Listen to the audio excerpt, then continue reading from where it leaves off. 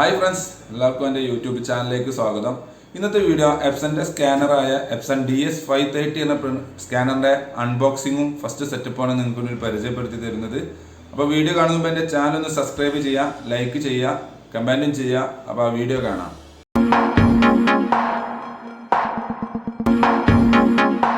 അപ്പോൾ ഇന്ന് എപ്സൻ്റെ work force DS-530 എന്ന സ്കാനറിൻ്റെ അൺബോക്സിങ്ങും ഫസ്റ്റ് സെറ്റപ്പുമാണ് നിങ്ങൾക്ക് മുന്നിൽ പരിചയപ്പെടുത്തി തരുന്നത്. ബോക്സ് ഓപ്പൺ ചെയ്യുന്ന സമയത്ത് ഫസ്റ്റ് തന്നെ കാണാൻ കഴിയുന്നത് നമുക്കിതിൻ്റെ അഡാപ്റ്ററും വിത്ത് പവർ കോഡും വരുന്നൊരു സെറ്റാണ് കാണാൻ കഴിയുന്നത്. ഇതിൻ്റെ പവർ വന്നിട്ടില്ല, നമ്മൾ ലാപ്ടോപ്പിലൊക്കെ വരുന്ന പോലത്തെ ഒരു അഡാപ്റ്റർ വഴിയാണ് ഇതിന് പവർ വരുന്നത്. അപ്പോൾ അത് നമ്മൾ കണ്ടു, അത് മാറ്റി വെച്ചു. ശേഷം ഈ കാണുന്ന ഈ കറുപ്പ് കേബിൾ, അതായത് ഇത് USB കേബിളാണ്. കമ്പ്യൂട്ടറും സ്കാനറും തമ്മിൽ കമ്മ്യൂണിക്കേറ്റ് ചെയ്യാൻ ഉപയോഗിക്കുന്ന കേബിളാണ്. ശേഷം ഈ ഒരു കിറ്റ് പറഞ്ഞു കഴിഞ്ഞാൽ ഡ്രൈവർ സൈഡും യൂസർ മാനുവലും എല്ലാം ഉള്ളൊരു കിറ്റാണ് വരുന്നത്. വായിച്ച് നോക്കുന്നത് നല്ലതാണ്. നമ്മൾ എന്നിട്ട് ഈ സ്കാനർ ആ ബോക്സ് ഒഴിവാക്കി സ്കാനർ പുറത്തോട്ട് വെച്ചു. ഇനി നമുക്ക് ഈ 2 തെർമോകോൾ പീസുകൾ ഒഴിവാക്കാം. അത് ഒഴിവാക്കി ശേഷം ഈ കവർ ഒഴിവാക്കാം. ഇനി ഈ കാണുന്ന ബ്ലൂ ടാപ്പുകൾ ഫുള്ള് നമ്മൾ റിമൂവ് ചെയ്യണം. ശ്രദ്ധിക്കുക, ഈ സമയം ഒരിക്കലും നമ്മൾ സ്കാനർ ഓൺ ചെയ്യാൻ പാടില്ല. ഇപ്പോൾ നമ്മളതിൻ്റെ എല്ലാ ബ്ലൂ ടാപ്പുകളെല്ലാം റിമൂവ് ചെയ്തുകൊണ്ടിരിക്കുകയാണ്. വെയിറ്റ് ചെയ്യണം. നിങ്ങളിത് വാങ്ങിക്കഴിഞ്ഞാൽ ഏറ്റവും നല്ലത് നിങ്ങൾ ടോൾ ഫ്രീ നമ്പറിൽ രജിസ്റ്റർ ചെയ്ത്, ബോക്സിൽ ടോൾ ഫ്രീ നമ്പർ ഉണ്ടാവും, അത് രജിസ്റ്റർ ചെയ്ത് കഴിഞ്ഞാൽ നിങ്ങൾക്ക് നിയറസ്റ്റുള്ള സർവീസ് സെൻ്ററിലെ ടെക്നീഷ്യൻ വന്നാണ് നിങ്ങൾക്ക് ഇത് ഫ്രീ ആയിട്ട് ഇൻസ്റ്റാൾ ചെയ്ത് തരുന്നതാണ്. അപ്പോൾ റിസ്ക് ഒഴിവാക്കാം നമുക്ക്. അപ്പോൾ ഏകദേശം നമ്മൾ ബ്ലൂ ടാപ്പുകളെല്ലാം റിമൂവ് ചെയ്തിട്ടുണ്ട്. ഈ ഡോറ് തുറന്നു കഴിഞ്ഞാൽ ഇവിടെയും ഉണ്ട് ബ്ലൂ ടാപ്പുകൾ 2 എണ്ണം. അപ്പോൾ ആ 2 ബ്ലൂ ടാപ്പുകൾ നമ്മൾ റിമൂവ് ചെയ്ത് കഴിഞ്ഞു. വളരെ കെയറായിട്ട് ഒന്ന് റിമൂവ് ചെയ്യണം. ഓക്കെ, ഇതാണ് ഔട്ടർ സൈഡ് വരുന്നത്, അതായത് സ്കാൻ ചെയ്താണ് പുറത്തോട്ട് വരുന്ന ഭാഗമാണ് ഈ താഴെ ഭാഗം. അപ്പോൾ ഏകദേശം നമ്മൾ ആ ബ്ലൂ ടാപ്പുകളും എല്ലാം റിമൂവ് ചെയ്ത് സ്കാനർ ഓൺ ചെയ്യാനുള്ള കണ്ടീഷനാക്കി വെച്ചിട്ടുണ്ട്.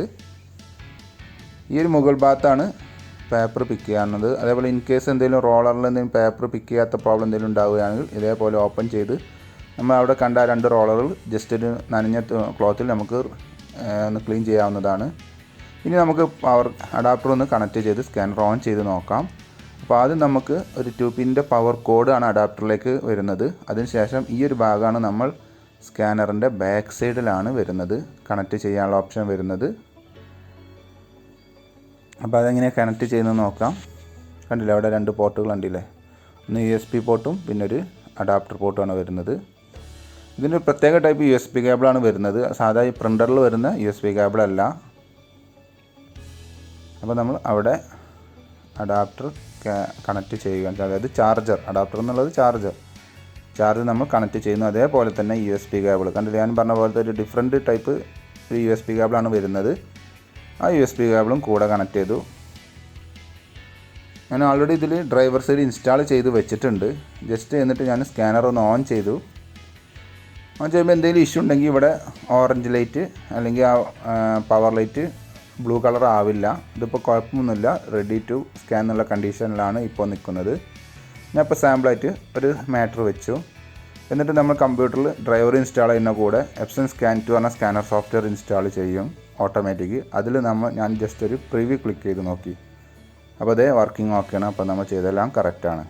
Thanks for watching my video ഇഷ്ടപ്പെട്ടെന്ന് വിചാരിക്കുന്നു. അപ്പോൾ സബ്സ്ക്രൈബ് ചെയ്യാൻ മറക്കരുത്, ലൈക്കും ചെയ്യണം. എന്തെങ്കിലും സംശയം ഉണ്ടെങ്കിൽ താഴെ കമൻറ്റ് ബോക്സിൽ കമൻറ്റ് ചെയ്യാം, തീർച്ചയായിട്ടും റീപ്ലൈ തരുന്നതാണ്.